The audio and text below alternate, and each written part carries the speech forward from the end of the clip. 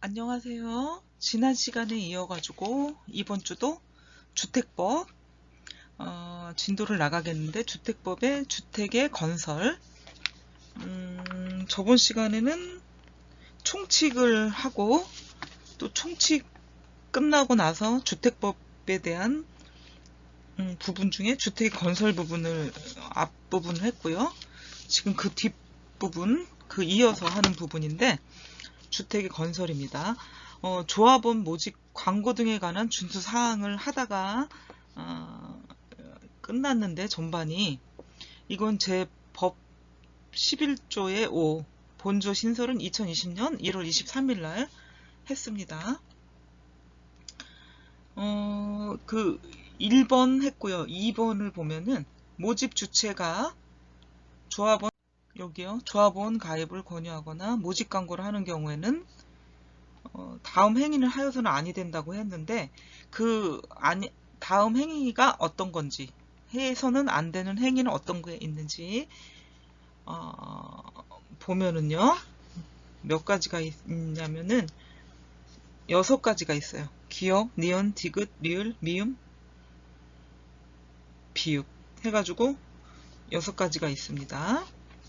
첫 번째는 조합주택의 공급 방식, 조합원의 자격 기준, 이런 것 등을 충분히 설명하지 않았을 때 누락하거나 제한 없이 조합에 가입하거나 주택을 공급을 받을 수 있는 것으로 오해를 할 수가 있는데요.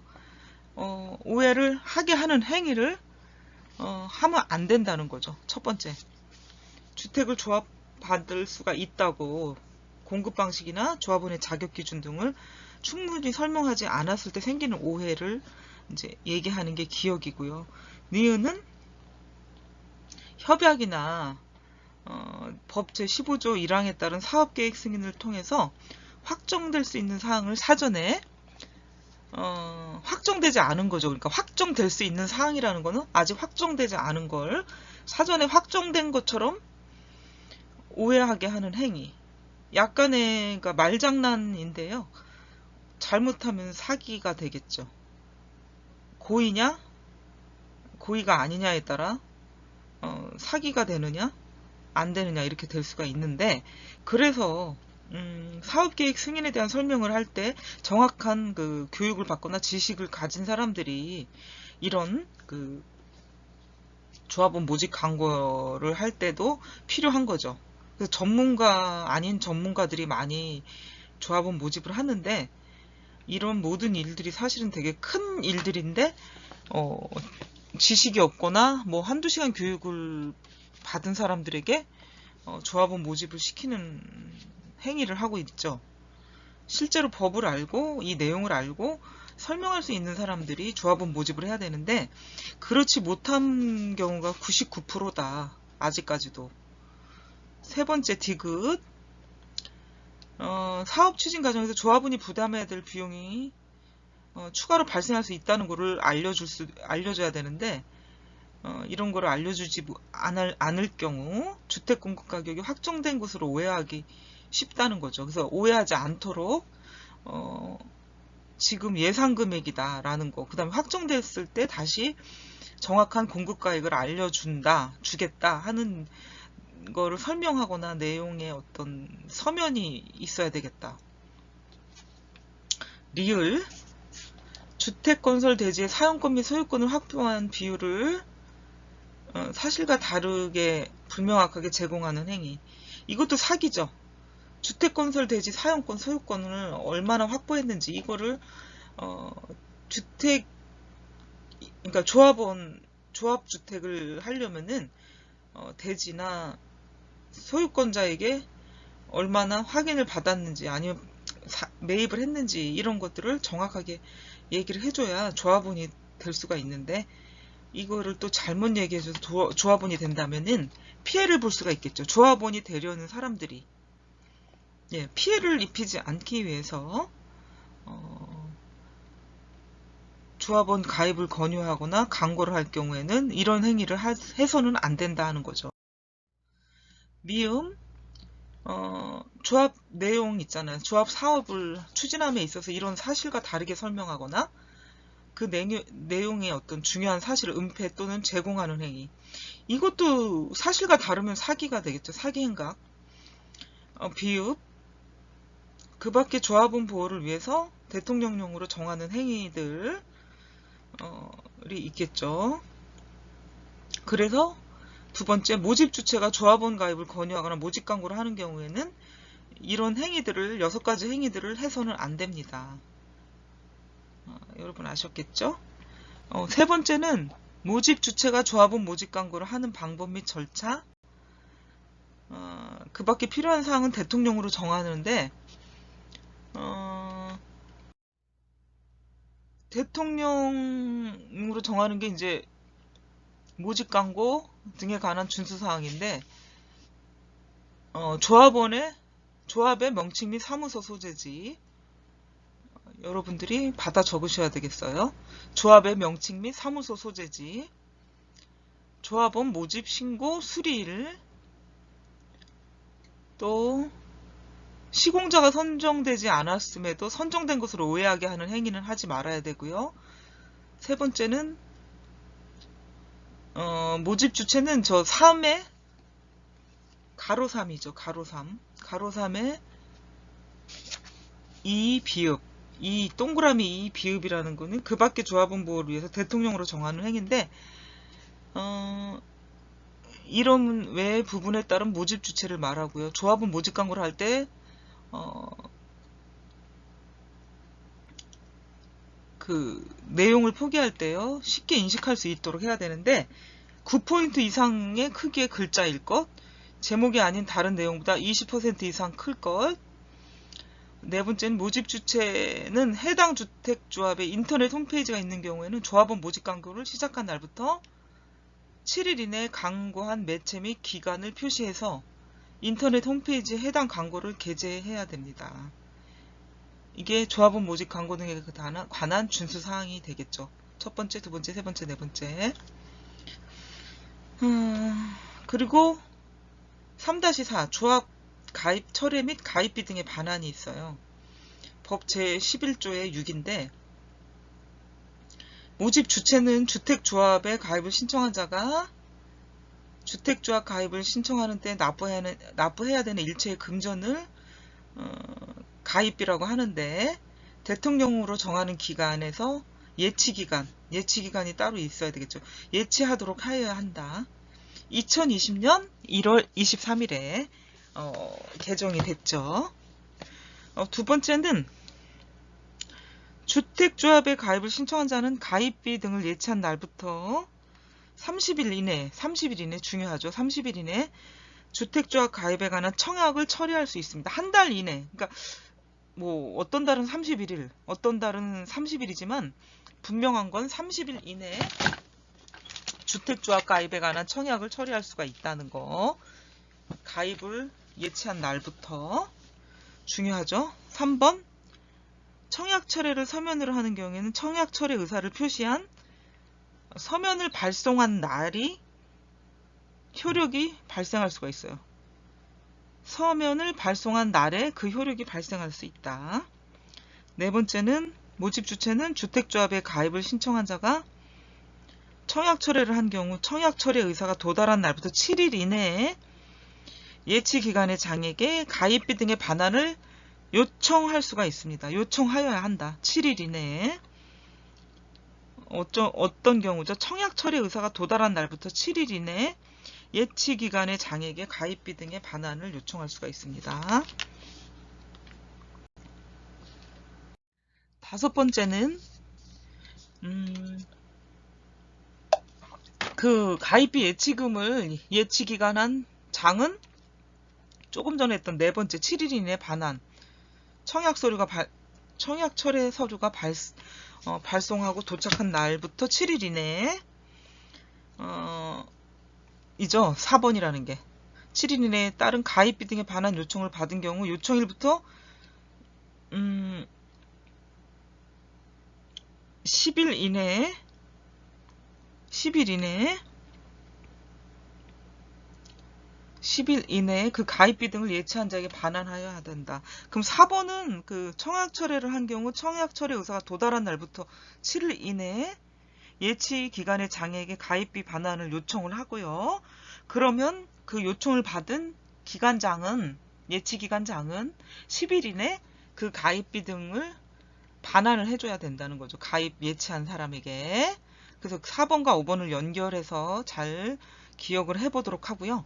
6번 모집 주체는 주택조합의 가입을 신청한 자에게 청약 철회를 이유로 위약금 또는 손해배상을 청구할 수 없습니다. 모집 주체가요. 손해배상 및 위약금을 청구할 수 없습니다.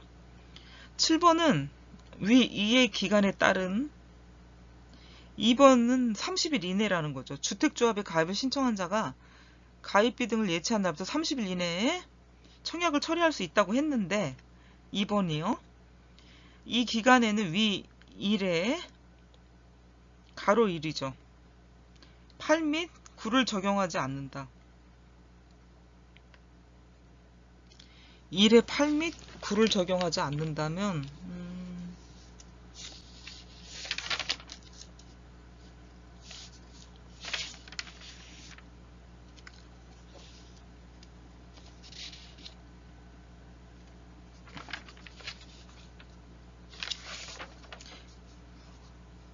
가로 1에 8 및 9를 적용하지 않는다. 가로 1은 어떤 내용이냐 하면 책에 교재에 나왔는데 지금 여기에는 PPT에는 나와 있지가 않아서 가로 1은 지역주택조합 또는 직장주택조합의 설립 인가를 받기 위해서 조합원을 모집하려는 자는 해당 주택 건설대지의 50% 이상의 해당하는 토지의 사용권을 확보하고 시장 군수구청장에게 신고하고 공개 모집의 방법으로 조합원을 모집하여야 한다. 그거에도 불구하고 8, 1의 8, 9가 뭐냐면 8번은 조합원 모집하는 자는 조합 업무를 대행하는 자를 포함을 해서 모집 주체라고 하고요. 주택조합 가입 신청자는 다음 사항이 포함된 주택조합 가입에 관한 계약서를 작성을 해야 된다 해서 뭐 기역, 니은, 디귿, 리을, 미음이 있고요. 8번은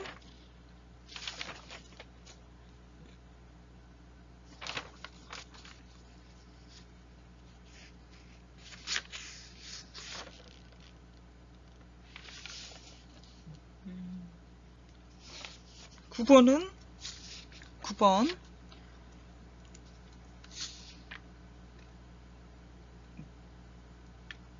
이에 따른 기간의 위 1번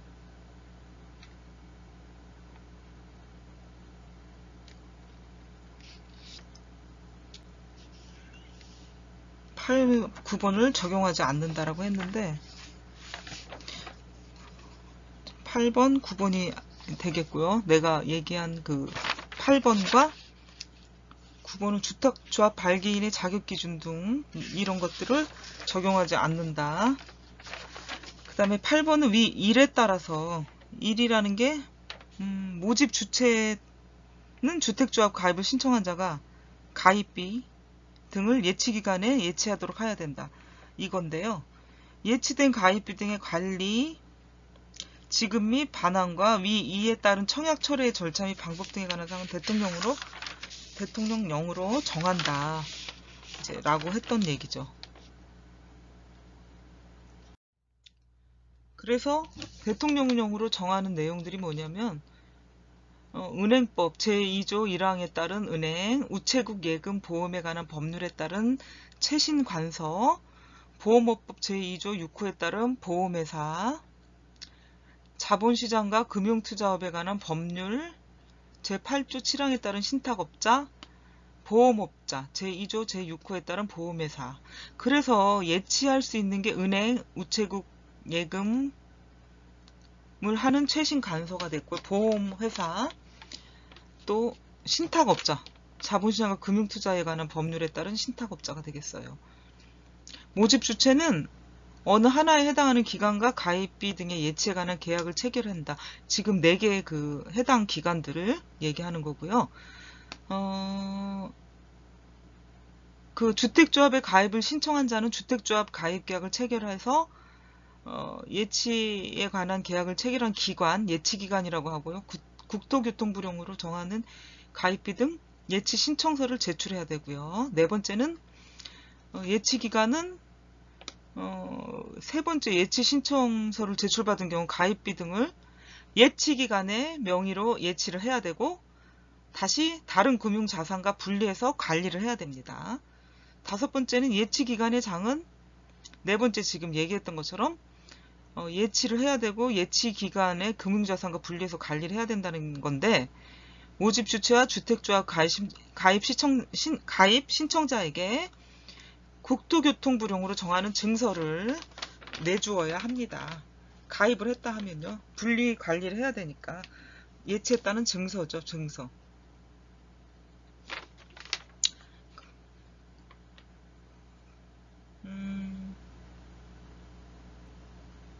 그리고 주택조합 가입에 관한 청약철에는 청약철의 요청서를 모집주체에게 제출을 해야 되고 2번째는 모집주체는 접수증을 해당 주택조합 가입 신청자에게 발급을 해줘야 된다 하는 거죠.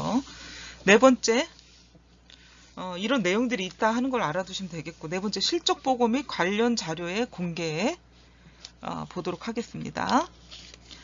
첫 번째 주택조합의 발기인 또는 임원은 다음의 사항에 포함된 해당 주택조합의 실적보고서를 국토교통부령으로 정하는 바에 따라 사업 연도별로 분기마다 작성을 해야 됩니다. 첫 번째 되게 중요하죠. 발기인 또는 임원은 해당 주택조합의 실적보고서를 국토교통부령으로 정하는 바에 따라서 사업 연도별로 분기마다 작성을 해야 된다. 그럼 그게 뭐가 있냐? 조합원 모집 현황, 첫 번째는 기억, 조합원 모집 현황, 니은, 해당 주택 건설 대지의 사용 권원 및 소유권 확보 현황, 디귿, 그 밖의 조합원이 주택조합의 사업 또는 추진 현황을 파악하기 위해서 필요한 사항으로서 국토교통부령으로 정하는 사항들이 있습니다. 이것을 분기마다 작성해서 국토교통부령으로 정하는 바에 따라서 연도별로 작성을 해야 된다. 2번째는 주택조합의 발기인 또는 임원은 주택조합의 시행에 관한 다음의 서류 및 관련 자료가 작성이 되거나 변경된 후에는 15일 이내의 일을 조합원이 알 수 있도록 인터넷과 다른 방법을 병행해서 공개를 해야 된다. 이렇게 얘기를 했습니다. 그럼 뭐 어떤 게 있나? 인터넷과 다른 방법을 병행해서 공개해야 될 것들이 어떤 게 있나? 보도록 하면 기업, 조합규약, 니은, 공동사업체 주체의 선정 및 주택조합이 공동사업 주체인 등록사업자와 체결한 협약서. 그러니까 공동사업자를 선정을 했고 또 주택조합이 공동사업 주체자가 누구인지 등록사업자와 체결한 협약서를 말하는 거고요. 디귿은 설계자 등 용역업체 선정계약서. 설계해야 되겠죠. 주택조합도 건축하기 전에 설계서가 있어야 돼. 설계도면이요. 리을, 조합총회 및 이사회, 대의원회 등의 의사록이 기록이 된 것이 있어야 되겠고요. 미음, 사업시행 계획서가 있어야 되겠죠. 어떻게 사업 시행을 하겠다는 계획서가 있어야 되겠다. 비읍, 해당 주택조합 사업의 시행에 관한 공문서가 있어야 되겠고요. 회계감사 보고서가 있어야 되겠죠. 돈과 관련된 문제라 굉장히 중요하다. 이응, 분기별 사업실적 보고서가 있어야 됩니다. 지읒, 이의 사에 따라 업무 대행자가 제출한 실적 보고서가 있어야 되겠고요. 치읓, 그 밖의 주택조합 사업 시행에 관하여 대통령령으로 정하는 서류 및 관련 자료가 있어야 됩니다. 이런 것들을 주택조합 발기인 또는 임원이 뭔가 서류 및 관련 자료가 작성이 되거나 변경이 되면 15일 이내에 조합원이 알 수 있도록 인터넷과 그 밖의 방법을 병행해서 공개를 해야 된다는 게 이런 자료들이 되겠습니다. 굉장히 많죠? 주택법이 이렇게 복잡하기 때문에 법이란 자체가 그렇게 단순하지가 않죠. 이런 법들이 모두 걸쳐 있기 때문에 조합 설립을 한다, 주택을 짓는다 함에 있어서도 이런 법들을 알아야 되니까 굉장히 복잡하다. 전문가들을 필요로 하는 경우가 많다. 여러분들이 그 중에 한 사람이 될 수도 있겠다. 그래서 공부를 한다고 또 저는 생각을 해요. 그래서 이런 자료들을 공개를 해야 된다. 그리고 3. 이에 따른 서류, 지금 제가 얘기했던 공개할 서류들을 포함해가지고 주택사업의 시행에 관한 서류와 관련된 자료를 조합 구성원이 열람, 복사, 요청을 한 경우에는 주택조합의 발기인 또는 임원은 15일 이내 그 요청을 따라줘야 된다. 복사에 필요한 비용은 실비 범위에서 청구인이 부담을 하고요. 그러면 어떤 것들이 있나? 조합원 명부 3가지가 있죠. 주택건설 대지 사용권 및 소유권 확보 비율 등 토지 확보 관련 자료, 디귿 그 밖의 대통령으로 정하는 서류 및 관련 자료들이 있습니다. 이것들이 조합원 구성원이 열람복사 요청을 하면은 15일 이내 그 요청을 따라야 돼. 15일 이내 해줘야 되는데 실비 범위는 청구인이 부담을 합니다. 4번째 볼게요. 4번째. 주택조합의 발기인 또는 임원은 원활한 사업 추진을 위해 가지고 조합원 권리보호, 연간 자금 운영계획, 자금 집행 실적 이런 거를 국토교통부령으로 정하는 서류, 자료를 매년 정기적으로 시장군수구청장에게 제출해야 돼요. 누구에게? 시장군수구청장에게 제출을 해야 됩니다. 시장군수구청장에게. 이것도 2020년 1월 23일 날 신설이 됐죠. 그리고 이 5번째인데 위 2와 3에 따라 공개 및 열람 복사 등을 하는 경우에는 개인정보보호법에 의해서 하고요. 그 밖에 공개 절차 등에 필요한 사항 국토교통부령으로 정한다. 이렇게 정해져 있습니다. 자료의 공개는 관계 법령이 있는데 연간 자금 운용 계획서, 월별 자금 입출금 명세서, 월별 공사 진행 상황에 관한 서류, 주택조합이 사업 주체가 되어 법 제54조 제1항에 따라 공급하는 주택의 분양 신청에 관한 서류 및 관련 자료입니다. 5번째는 전체 조합원별 분담금 납부 내역서, 6번째는 조합원별 추가 분담금 산출 내역이 되겠습니다. 실적 보고 및 자료의 공개도 이제 해야 되는 건데, 이것도 이제 요청을 하게 되겠죠. 주택조합 발기인 또는 임원, 주택조합원들이 원하시면 주택조합원 발기인 또는 임원들이 실적 보고 및 자료의 공개를 할 의무가 있죠. 5번째, 조합원의 결격 사유 등을 제 법 13조로 볼 수가 있는데, 지금 아래에 몇 가지냐면 7가지 해당하면은 결격 사유가 됩니다. 그래서 발기인 또는 임원이 될 수가 없어요. 조합 임원의 결격 사유가 되니까. 여긴 조합 임원의 결격 사유입니다. 그래서 7가지를 보자면, 첫 번째, 미성년자, 피성년 후견인 또는 피한정 후견인. 미성년자, 만 20세 이하 피성년 후견인이라는 것도 법적으로 어떤 성년이 되지 않은 사람의 후견인 또는 피한정 후견인이라고 얘기할 수가 있겠죠. 니은, 파산 신고를 받은 사람으로서 복권되지 아니한 사람. 파산 신고를 해요. 나는 아무것도 없다고. 근데 그것이 다시 파산 신고에 해당되지 않은 사람으로 복권돼야 되는데, 그렇지 아니한 사람은 조합 임원이 될 수가 없다는 거죠. 그리고 디귿, 금고 이상의 실형을 선고받고 그 집행이 종료되거나 집행이 면제된 날부터 종료나 면제된 날부터 2년이 지나지 아니한 사람, 금고 이상의 실형. 그래서 우리가 금고가 뭐고 집행유예가 뭐고 뭐 이런 것들을 좀 상식적으로 여러분들이 공부를 해서 알아둘 필요가 있겠죠. 네 번째는 금고 이상의 형의 집행유예를 선고받고 그 유예기간 중에 있는 사람, 유예기간 중에 있는 사람이죠. 그래서 지금 기억, 니을, 디귿, 니을까지 했는데 여기서 여러분들이 교수님 뭐 단어 뜻이긴 한데 여러분이 찾아보면 금방 알 수 있는데 금고가 뭡니까? 뭐 또 이렇게 얘기할 수가 있겠죠. 응? 금고. 그러니까 돈을 거기다 넣어두거나 뭐 소중한 물품을 넣어둔 게 또 금고이기도 해요. 화재 도난 막기 위해서 귀중한 걸 넣는 곳이 이제 금고가 되는데 또 이런 뜻은 아니고요. 여기서는 자유형의 하나, 교도소에 가둬두기만 하고 노역은 시키지 않는 게 이제 금고형인데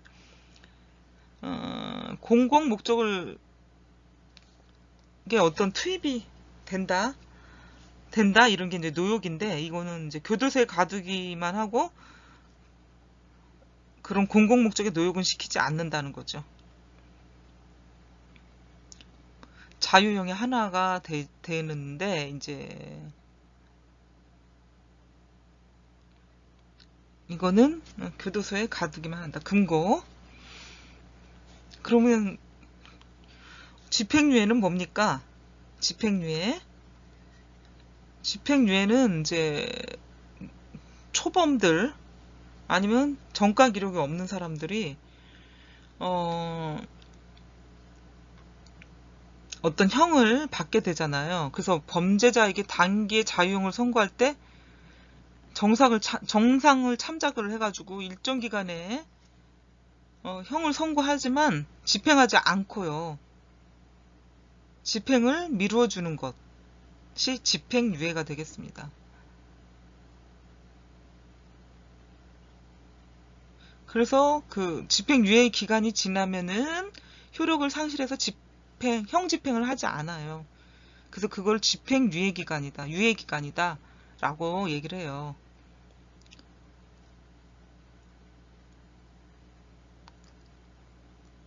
유죄는 유죄입니다.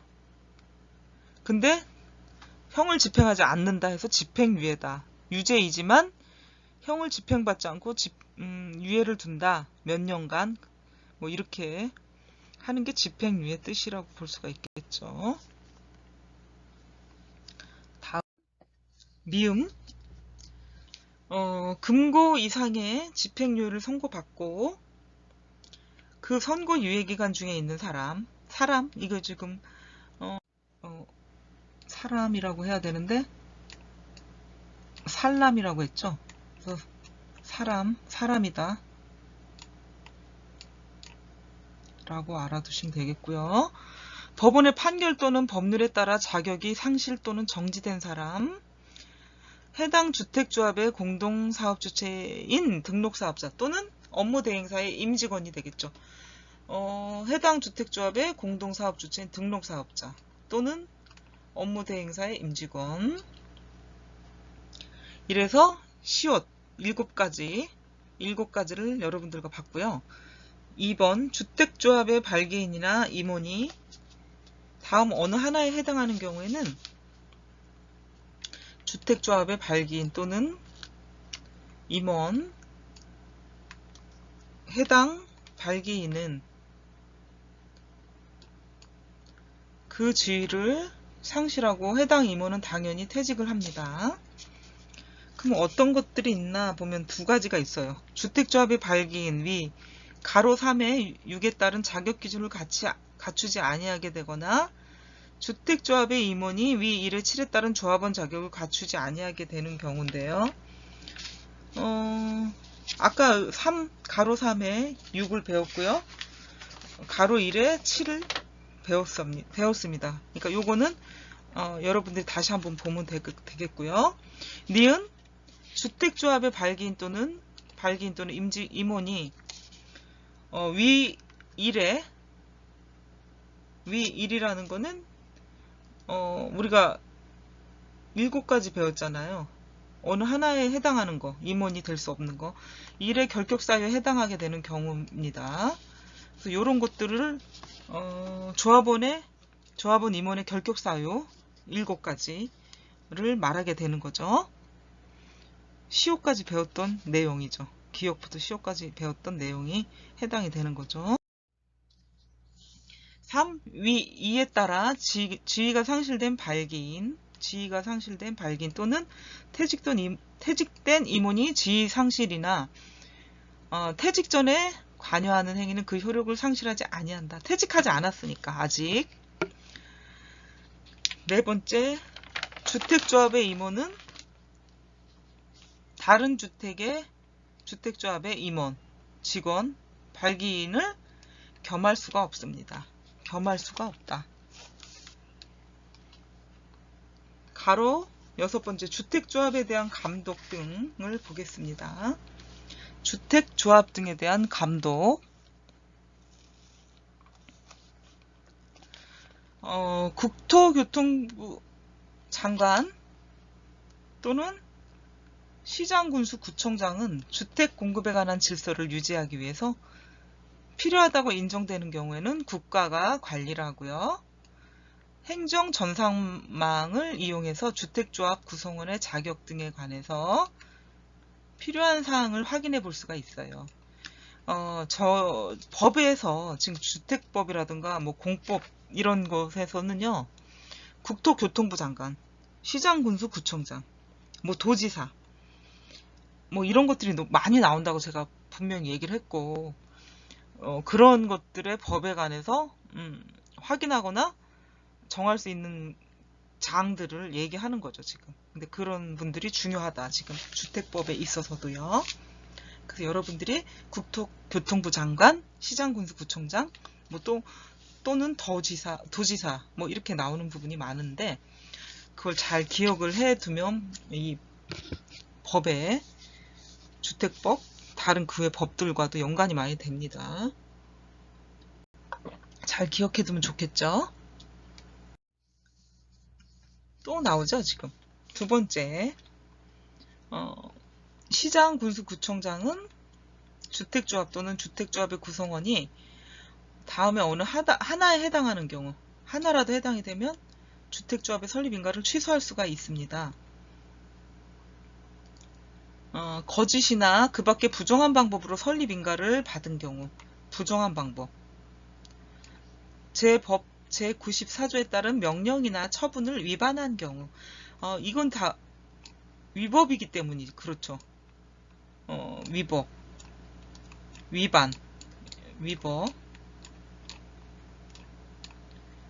위법적인 거를 나라나 행정기관에서 권장하는 것이 되지 않죠. 위법은 불법이다 생각을 하니까 설립인가를 해줄 수가 없는 거죠, 당연히. 그런 부분을 생각해보면 여러분들이 쉽게 이해할 수가 있겠고요. 3번째, 시장군수구청장은 모집 주체가 이 법을 위반한 경우 시정요구 등 필요한 조치를 명할 수가 있습니다. 시장군수구청장은 법을 위반한 경우에는 시정요구 등 필요한 조치를 명할 수가 있다. 알아두시면 되겠고요. 7번째, 주택조합의 해산 등 법 제 14조의 2 본조 신설 2020년 1월 23일 날 신설이 됐죠. 그래서 주택조합은 위 가로 1에 동그라미 1에 따른 주택조합의 설립인가를 받은 날부터 3년이 되는 날, 그러니까 주택조합은 설립인가를 받은 날부터 3년이 되는 날까지 사업계획 승인을 받지 못하는 경우에는 대통령령으로 정하는 바에 따라서 총회 의결을 거쳐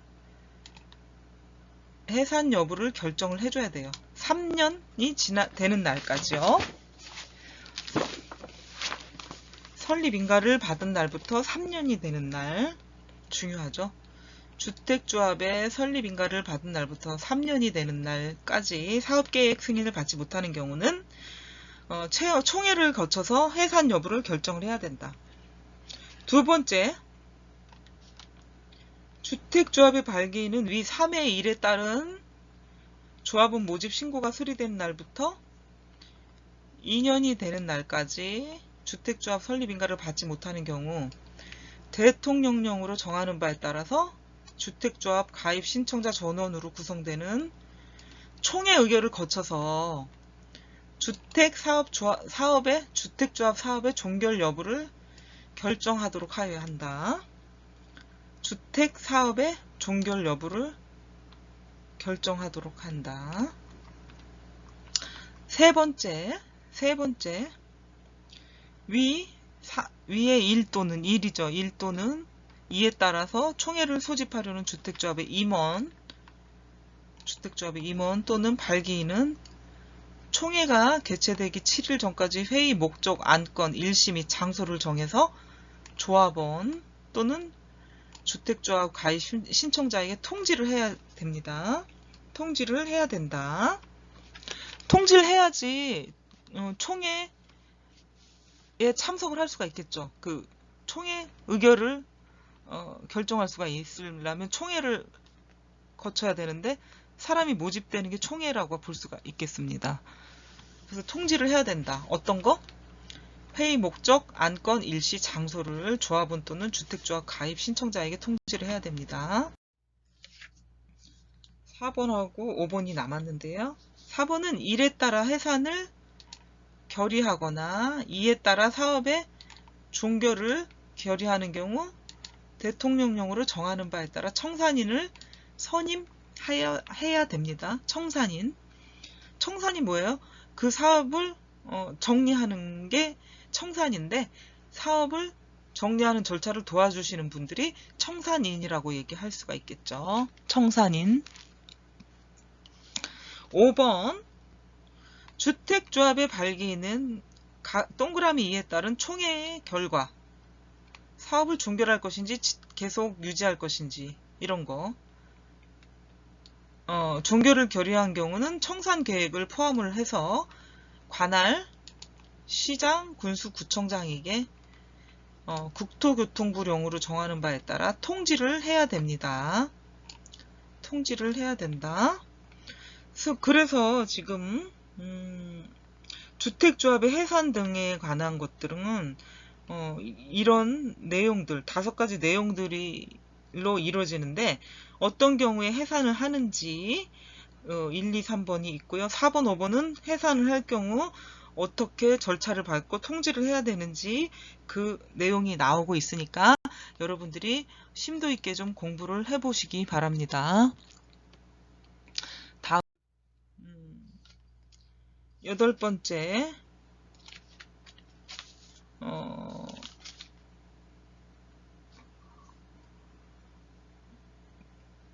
그에 앞서서 총회 결과의 통지를 주택조합의 발기인이 총회 결과를 총회 개최일로부터 10일 이내 서면으로 관할, 시장, 군수, 구청장에게 통지를 해야 됩니다.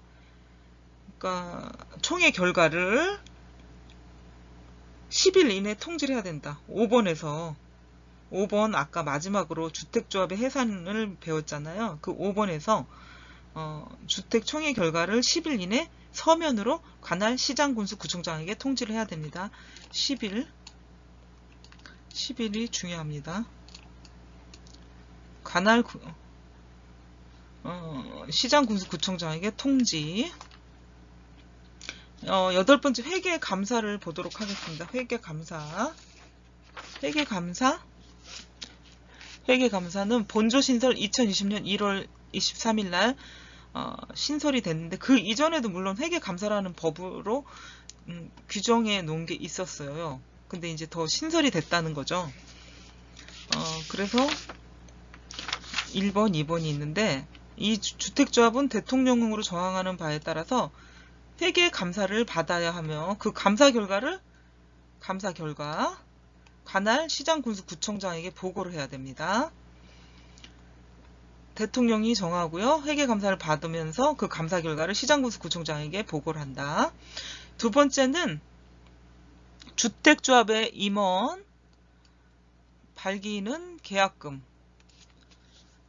등의 징수, 보관, 예치, 집행 등 모든 거래 행위에 관해서 장부를 월별로 작성을 하고 그 증빙서류와 함께 위 가로 1에 따른 주택조합 해산인가를 받는 날까지 보관을 해야 됩니다.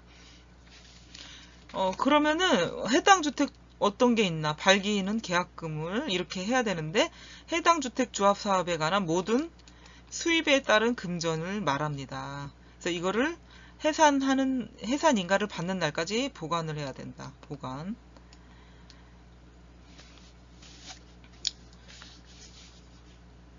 그리고 이 경우에는 주택조합의 임원 또는 발기인은 전자문서 및 전자거래 기본법 제2조 2호에 따른 정보처리 시스템을 통해서 장부 및 증빙서류를 작성하거나 보관할 수 있습니다. 작성하거나 보관할 수 있다.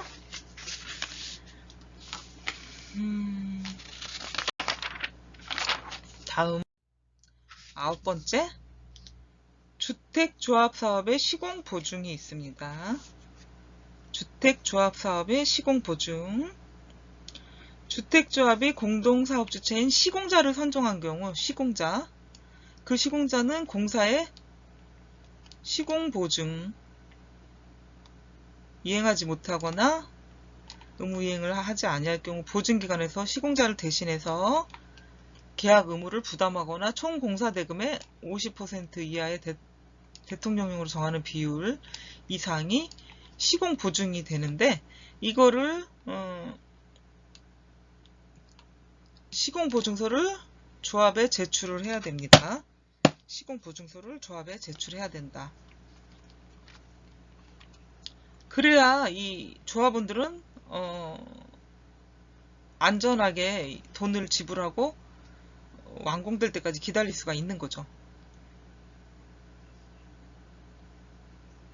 총 공사금액의 30% 이상의 범위에서 주택조합이 정하는 금액을 납부할 것을 보증하는 것이 되겠고요. 국토교통부령으로 정하는 기간에 시공보증서를 조합에 제출을 해야 됩니다.